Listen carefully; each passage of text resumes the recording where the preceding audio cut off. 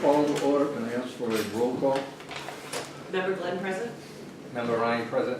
Member Callahan present. Member Barry present. Member me present. Pursuant to the open meeting law, any person may make an audio or video recording of the public meeting or may transmit the meeting through any meeting. Attendees are therefore advised that such recordings or transmissions are being made, whether perceived or unperceived, by those present and are deemed acknowledged and permissible. Further, that the planning board reserves the right to administer oaths through the chair, summons witness, calls for the production of papers, cross-examine any person giving testimony during the proceedings, declare recess, limit debate, inspect the subject sites, or buildings during reasonable hours, and adjourn the hearing for cause. The order of business will be announced by the chair. Any questions will be directed to the chair. Any person wishing to speak, please raise your hand for recognition by the chair. When recognized, please stand, state your name and address, specific interest in the proceedings, and special credentials, if any, pertaining to the presentation. Cross-examination between parties and interests, another person will be permitted only after due recognition from the chair. All documents, papers, and plans introduced in the hearing shall be clearly identified by name or some other designation, and the person so introducing them shall also be identified by name and address. The planning board exhibit letter will be assigned to each submittal unless the submittal has been specifically identified by exhibit letter. When excerpts from case law are cited, complete text or findings shall be furnished to the planning board within 14 days. All right. The first item on our agenda is a continued public hearing for 235-239 Farrington Street. I have a letter that's addressed to the attention of Mr. Stevens. Kindly consider this letter as a request for continuance of the above captioned matter, which is 235-239 Farrington Street, from the November 8, 2017 to the next meeting, scheduled meeting of the planning board, i.e. December 13th. The reason for this request is that my client, EY Realty LLC, is preparing plans to alter the proposed project from 4 townhouses to 3 townhouses in order to lessen the density of the proposed project and provide more green space in order to be more compatible with the neighborhood. Thank you for your consideration of this matter. Henry S. Levin, Esquire. So it has to vote from the board to continue this item to our meeting on December 13th. So moved. Second. All those in favor? Aye. Okay. The next item on our agenda is public hearing for 479 Washington Street. I have a letter that's addressed to myself. Please accept this letter as a request to continue the public hearing in the above referenced project scheduled for November 8, 2017 to the next scheduled planning board meeting. Thank you for your consideration, and we look forward to discuss our project further with you and the planning board. Sincerely, Robert W. Inez, and this is for 479. I will vote to continue it to our meeting on the December 13th. So moved. Is there a second? Second. Discussion, all those in favor? Aye. The next item on our agenda is a public hearing for 33 Oval Road. There's been a flaw in the advertising, so it asks the board to instruct the department to re-advertise and schedule it for our December 13th meeting. Is there a motion? So moved. Is there a second? Second. All those in favor? Aye. Okay. We now have a crowd, thank you. Under the business item, we have the continued business review request for determination of the minor plan change approved by the planning director for 1 to 15 Arlington Street, planning board case number 2016-01. Mr. Hines. Good morning, Mr. Chairman, to you members of the board. Good evening. My name is Bob Inez, and I represent the artist who is actually the original applicant in this process. As this board may remember, this hotel was approved quite some time ago. Subsequent to the approval, there's been a change, what we consider a minor change, but there has been another change also, which is the name change. I know that was a point of interest with the mayor's office, and it's a point of interest with this board. Last time we were here, Coleman, the vice chairman, indicated he had some strong concerns of how the change occurred and what he envisioned. Because of his concerns and the board's concerns, we felt it important to bring in the actual principles of this company, IHG. Just on a quick issue, IHG is a third one of the three biggest companies in the country that deal with hotels. We present to you just pictures of other hotels they've had. But I did bring together today the whole crew. I know they're not going to speak all. They probably just going to hear from one, unless the board wants to hear from every single person they have to want to move forward. For Joe Leisman, who's the second in command of IHG. Now, IHG stands for Intercontinental Hotel Group. Another issue that arose too, and I know the vice chair brought up the issue about the signs. We're going to submit to the board that we're not going to go forward on these signs at this time. When there is a sign package, which would be an identifying package of the name of the hotels, we're going to come before this board and explain it to the board and get their approval before we go forward. Because they have not designed the signs yet, we felt the signs that you saw on the building aren't the accurate ones, so we'll tell the board that we're not going to go forward on any signs without your approval to come before the board here. What I'd like to do with the board's consideration, introduce Joe Leisman, who will explain IHG, where they're from, and again, he flew in today just to address this board and come to this board as far as the concerns they have, and rightfully so. I will say, Jim Goldberg, who's been here all along, been before this board, understands there was a little issue of communication as they moved forward to change the name. The city wasn't involved in that, wasn't informed of that, so it was a sudden shock. But I need to emphasize to this board that the quality of the hotel and the caliber of the hotel will remain what was proposed to this board and will remain consistent with IHG throughout this country. And I want the board to understand that what happened in Braintree, what happened in Dorchester is not indicative of IHG. They're a much higher caliber hotel. So I don't want to belabor the point, but I will introduce Joe Leisman Great. and address the board for any questions you may have. Sure. Well, thank you very much. Appreciate the opportunity to be here this evening. I'm the Chief Development Officer for Intercontinental Hotels Group. We're headquartered in Atlanta, and as mentioned, I came up specifically for this to be able to answer any questions that you have. We're very enthused about the opportunity to have the Holiday Inn Express and the Statebridge Suites in this market. The developers that we're working with build extremely high-quality hotels. I personally have been working with them for 20 years. We have a strong relationship based upon that working relationship. We specifically sought them out and have worked with them, and we've been working together for the past 3 or 4 years to find the right opportunities here in the Boston market to build the type of hotels that are going to represent our brand extremely well, but also be indicative of the type of hotels that this group has always developed. And I think you've had the opportunity in the package that you have to see some of the quality of the hotels that they have. We are a global lodging company. We have a very strong presence here in the United States. We do have a very high quality presence in a lot of markets, including with a number of hotels here in the Boston market, including the Intercontinental in downtown, some of the Kimpton hotels and some of the other hotels. So we are very much looking forward to moving forward with the project, and we're here tonight to answer any questions that you have. And so if you do have any questions, we'd be happy to take those at this time. Any questions from the board?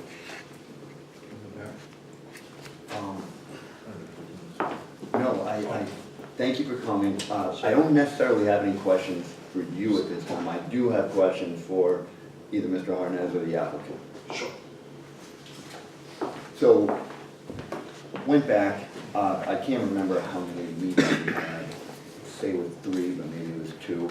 And I remember at every meeting, I asked if we were still on track for a Hilton or a Marriott. And I said last time, I won't reiterate my statements, but I looked at this through the prism of this being a Hilton or a Marriott. And putting aside the Intercontinental Hotel Group, which I know has a good reputation, put that aside, because that's not my main concern. My main concern is what happened in the process that it was articulated as it was to this board, and then we were not consulted. And as a corollary, what exactly happened that the Hilton or the Marriott was on the table and then went off the table? I will have to turn it to the applicant. Of course. I don't have that. That's a Understood. business decision. I wouldn't have that. And actually, just before you speak, I just want to want to reiterate that in the time since our last meeting, a number of individuals have approached me on the street and said that they were disappointed in the way that this had played out. That they were of the opinion that it was going to be a Hilton or a Marriott, and they were excited. And then when they saw the news from the October meeting, they were very surprised. Jim Goldenberg, Mr. Vice Chairman. I wasn't at the last two meetings personally, so I don't know how it was communicated specifically. I think to kind of put this in context, as developers, when we think about these brands, we think about the hotel and the operations of the hotel and the concept that we have. And while we were originally zeroing in, and this was never confirmed, but we indicated that we had planned on it being a Marriott, one of the Marriott flags, in a town place suites. When we made the change, and Mark Stebbins, our partner, is going to address the specifics of why, because he's a little bit closer to it than I am in 1 second. But when we made that change, in our minds, it wasn't something that we felt the inclination to come to talk to the city or to come to bring that up specifically, because it was it was the same type of hotel. One of the handouts that we have, the larger one, shows the Staybridge Inn and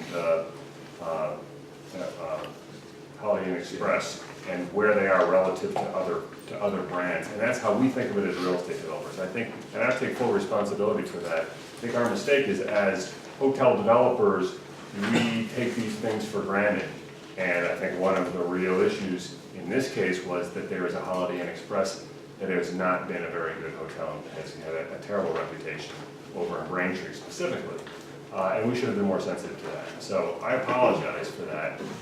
That's one of the reasons that we brought the crew that we brought here, because we want to make sure that any concerns that anybody has about the quality of this hotel are addressed tonight. This is going to be an extremely high-quality hotel. It's going to be the same hotel as you're seeing in the larger packet, and this is something that we would expect the city would be excited about and looking forward to, and not to have those reservations. Now, there's a specific circumstances that initiated the switch from Marriott to IHG, and I'm going to let Mark Stebbins talk about that a little bit, and then we'll answer any of the questions that you have.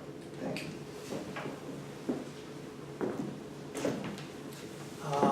So I'm Mark Stebbins, and I'm with XSS Hotels. My two partners are here, Leo Exeris and Chris Thomas.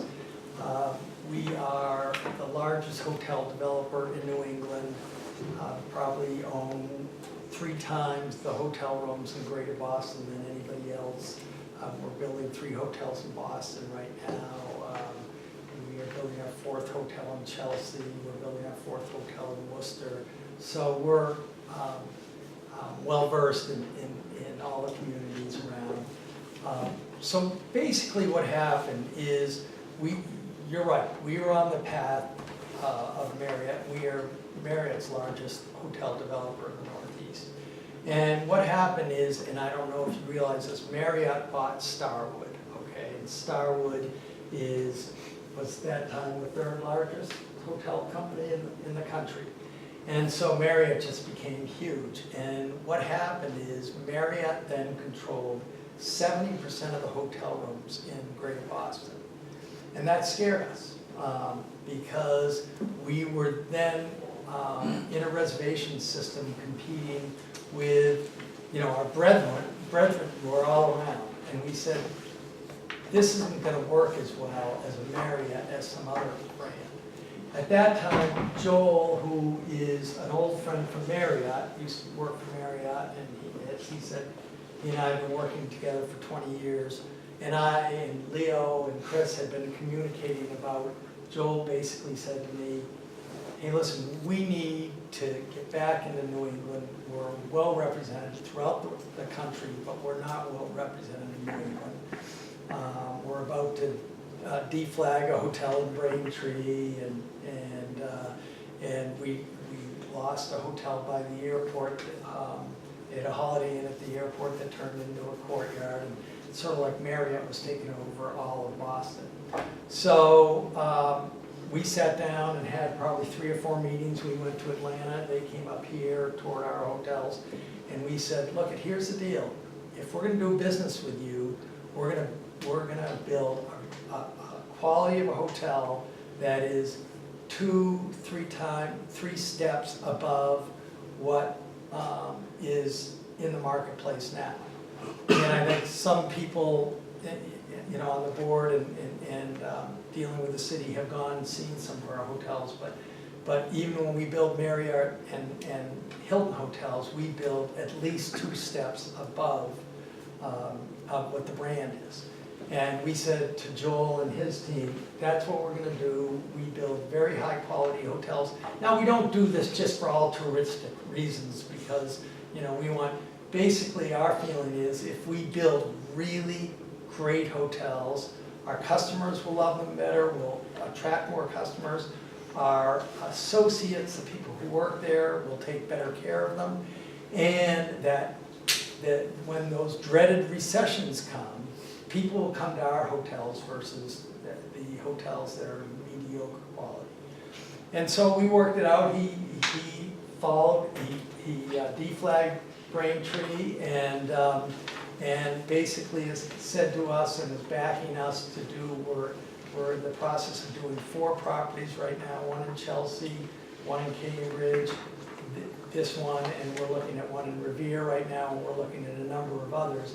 And their goal is to work with us to bring their limited service. Now they have the IHGs and the Westons and so forth that are, you know, they're big brands, but high quality brands, but they got to bring this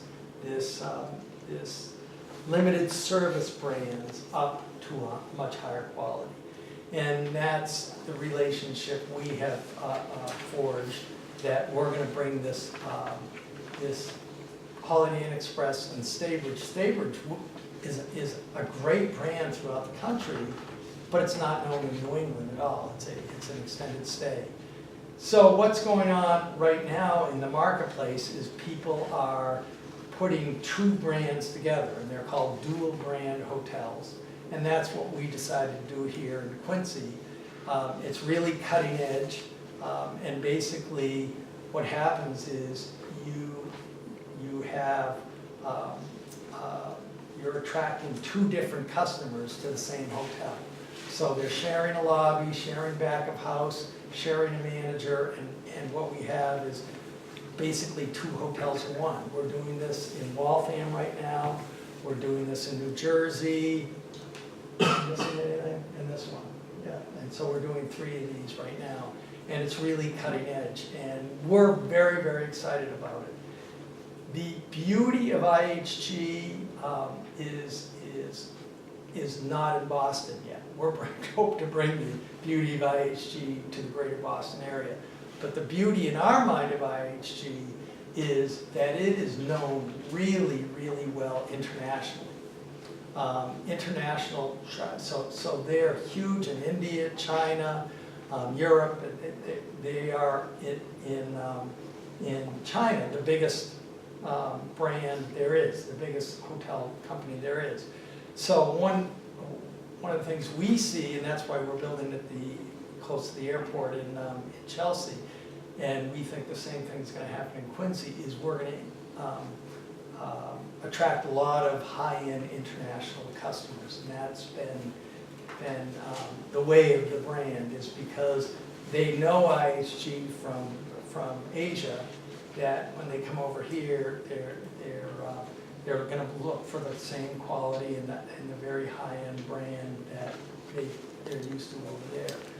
So basically, the reason we made the change is Marriott all of a sudden owned the market. They had 70% of the hotel rooms. That scared us.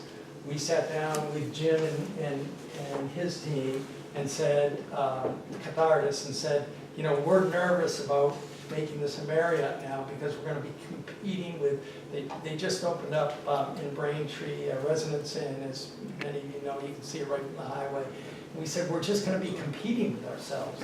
And it's not gonna help us in this marketplace. We really need to find another brand, and we felt this was the right brand. Absolutely, we can see your point.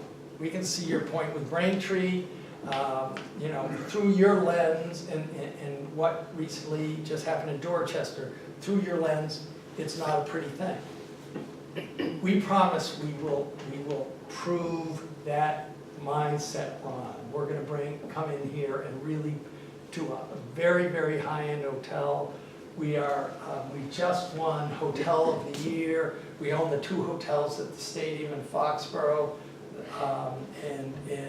We just won Hotel of the Year from Hilton in Foxborough. We just won Hotel of the Year with Marriott, where? In Medford. Thank you. So tonight, when we had dinner with the guys from IHG, we said, you know, Quincy's gonna be Hotel of the Year for IHG, and they didn't disagree with us, did they? So anyway, that is the reason for the change. It was a change in the marketplace. It happened suddenly. None of us expected Marriott to buy Starwood, and we just thought it would be better for this marketplace that we have an IHC product rather than a Marriott product, because we wouldn't be competing with all the other Marriott product. Any questions that I can? Any member from the board? Questions? Good, well, thank you. If you have any more thoughts, let me know. Yeah, if you're fine with the presentation, then I'd just Yeah, say a few sure. words real quick, yes. Ian Kane, Ward 3 City Councilor, where this hotel is proposed to be built. I shared the same concerns as you, Cole. I was very concerned about sort of like the process that we'd come to learn that this was going to be a different brand than we had originally thought. I met with folks from Cathartis and XSS last week so that we could hash through those issues and just receive an assurance that the quality of this hotel is going to be as they had stated all along. And to clarify all the issues that, you know, the brand will not impede on the quality of the actual hotel. And I'm confident in that. You know, this has been a long time coming, this project, from the get-go for the past couple of years. You received my tenure as a city councilor in this role, and I know that we're looking for the project to get going in that spot. And I had the opportunity, and I did submit pictures and a statement before. You know, I toured along with Jim Goldenberg from Cathartis at 3 of the hotels that Mark mentioned. And these are quality hotels. These aren't your typical Holiday Inns that you would think of from 30, 40 years ago, right? It's just not the same brand, or at least the quality of the hotel doesn't match the brand that you perceive. So, you know, I'm going into this with confidence and assurances from the groups, from the developers, from IHG, that they're going to also be a strong partner in the community. And, you know, I'm hoping that Hotel of the Year will be something that will happen. But I look forward to having this project take place in the ward. And as I said, it's been a long time coming, so I hope that we can get it going sooner rather than later. Thank you. Thank you. I'm just any more questions from the board. Again, I want to emphasize we understand the board's concern. I also bring up the sign package again. Any sign issues, any sign package will be presented to the board. Again, any identifying markers like the name, brand, or all that, they'll be packaged submitted to the board for their approval. If that's acceptable. Good. I look forward to seeing it. I just say that I've been put at ease with this whole project, because as long as the brands are held to a high standard, I don't see any problem.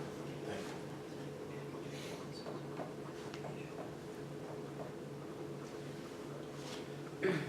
I will say, and I have to say this, Mr. Vice Chairman, your concerns have been valid all along, and you expressed them.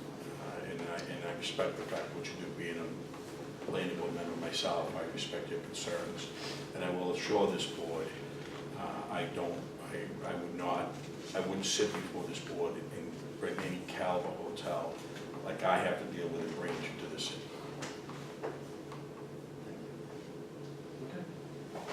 Thank you. Thank you. I'll let you go. The only other business we have is a new business. Thank you. Thank you very much. I'm going to ask Mr. Stevens to speak to the lot consolidation plan from 43 to 73 Dennis, right? Good evening, Mr. Chairman and planning board members. I believe in your package you have a large 11 by 17 sheets. There's 2 of them. This is sort of one of the next steps with the Quincy Center Urban Renewal Plan and the certificate of consistency that this board approved earlier this year for the Chestnut Place mixed-use residential building. It was identified, the proposed lot during the COC process in Urban Renewal Amendment number 4 was proposed as Lot R1. It's a lot pretty much adjacent to Dennis Ryan Parkway and Cottage Avenue. What you guys have before you, and lady, is a draft A&R plan. As you guys know, this board typically endorses A&R plans. Why this is before you at this moment is you can't authorize it yet because the City Council needs to take a number of actions. They are scheduled to take up those actions this coming Monday. What we did in the time since the COC was approved was do a title search and a survey of the Hancock lot. On this sheet you can see a number of references. You know, the long history of this lot was the city did a number of eminent domain takings back in the 1950s. There was a cottage street that moved from Cottage Avenue to Revere Road to the side of what is currently the Ford's building. That road had wood frame houses on either side that were taken again by eminent domain. During the title search, there was a lot of remnant issues with a number of those takings back in the 50s. The decision's been made to request the City Council perform what is a confirmatory taking. A municipality has the ability to take land to clear title of all remnant sort of loose ends. And there was a number of them. So that's one of the actions that the City Council is doing this coming Monday. They're also discontinuing the old Cottage Street as a right-of-way, so that can be absorbed as into the Hancock lot parcel. They're also going to revise the Cottage Avenue right-of-way pretty much from the Fours building north, from the Fours building, it's actually east, it's shown as it up on the plan, to widen it to allow for two-way traffic. That, if you recall, will be a primary access point to the future garage that is under design. And the fourth action that is before the City Council is to also adopt the Chestnut Place public right-of-way, which will be off of the Dennis Ryan Parkway, providing access and frontage, more importantly, to the proposed R1 lot. So as you guys have seen recently, after rulings from the Solicitor's Office, you are seeing draft A&R plans in an open public meeting, and this paves the way for this A&R plan to be signed by the members of this board. But that will occur only after the City Council action next week. This A&R plan needs to have references to that council action, needs to have references of that council action being recorded at the Registry of Deeds.